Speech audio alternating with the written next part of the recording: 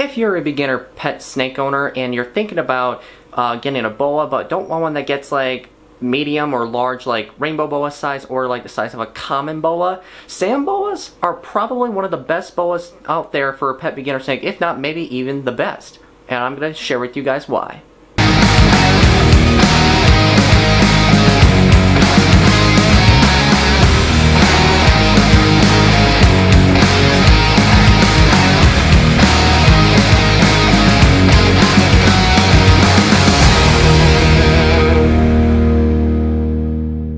If you're looking to get a pet boa for your first time ever, whether if you're a first time snake owner or if you do own some snakes but have never owned a boa before, probably one of the best ones to start with is a sand boa. Where sand boas, unlike some of their larger boa cousins, sand boas are known for being a lot more docile, hardy, and are very easy to care for snakes. And they're also great beginners for young kids as well, because these snakes, unlike other boas, sand boas stay significantly smaller and don't require much high maintenance whatsoever. Now, if you're looking to buy a sand boa for your first time, it's important to actually look at what the animal will eat when it's a young one, and also what enclosure size that's required. An adult Kenyan sand boa, for example, will probably need a 20-gallon terrarium, and also since sand boas, they're known for that love to burrow under their bedding on below the surface, it's important to actually add some bedding to make sure it's deep enough for them to completely cover their body completely under the surface. And that's actually how sand boas hunt, is they actually hunt, they're ambush predators, so they actually sit and wait right at the tip of the edge of the surface of their where they're buried at until the prey item comes close by. Since you guys know, a couple months ago I did get my very first sand boa named Mendisa from the Tinley Park Reptile Show. She has been absolutely a sweetheart since day one, and she's only just a baby, you guys. She's probably no more than maybe 6 months old at the most, and she is thriving really well here in this rack system that I got her in. And these tubs are actually great for adult colubrids and also adult sand boas too.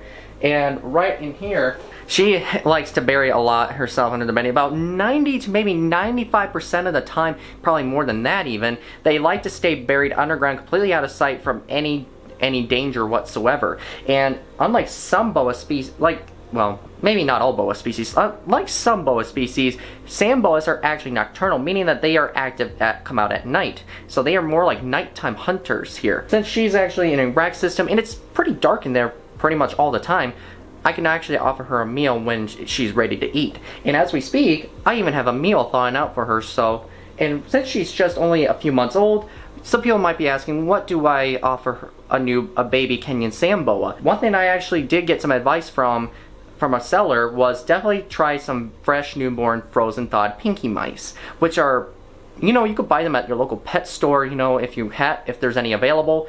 And right off the bat, she absolutely loves them, and she could definitely inhale those red hot fresh newborn pinkies right off the bat. Now, an adult Kenyan sand boa, you're probably going to want to upgrade it to maybe a medium mouse, maybe an adult one as well. Depending on the sexual gender of your sand boa, an adult female Kenyan sand boa can literally get about 2 to maybe 3 feet long, maybe at 3 foot max, but typically they're around between 2 and 2.5 feet long. But they do have a much bigger girth because since most boas are live bearers, those larger females do need enough room capacity in their body to actually, ovulate those unborn babies. And if you guys, here, I'll show you a quick picture of the sexual dimorphism of sand boas, showing you a comparison between an adult male and adult female. Quite the difference, right? That's crazy. But that's one way to tell, definitely. That's an easy way to depict between a male and a female sand boa, is the sexual dimorphism. It doesn't work that way with all snakes though, because there are many snake species out there that can look very, very similar in size and girth. Whereas sand boas, they're one of the few ones you can tell pretty well. Now, to set the temperature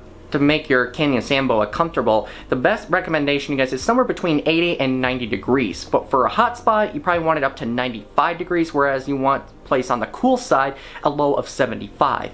And the rack system that I have a couple of my snakes in, including my sand boa, the temperature is set at 81 degrees Fahrenheit. So it's pretty much around pretty perfect there. I wouldn't say perfect, but it's definitely enough for her to stay warm, but not to get too hot.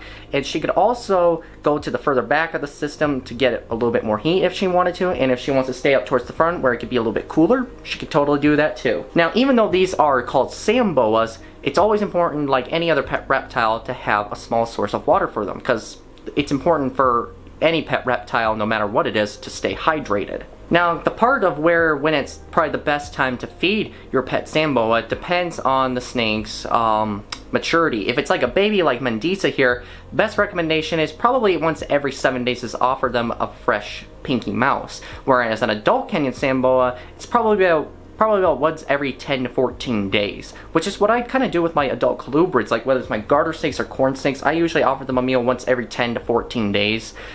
Around there. Always important to make sure you guys have a feeding schedule for all your pet reptiles. Like I do most of them where they are usually due to eat again. And today I am going to be feeding her, so you guys will see a brief glimpse of that later on in this video of her eating. Yes, like most boa species in captivity, they are rodent eaters, and when they're babies, they are going to be eating baby mice. Now, do I recommend live mice to offer it? No, definitely no live feeding whatsoever. Now, the tub sizes that I have here for my rack system, I think are pretty sure they're either 26 or 28 quart tubs. So for a baby Kenyan sand boa like her, she's totally going to be fine in here, and she could probably spend in her entire life in here, especially once she gets towards like full maturity as well.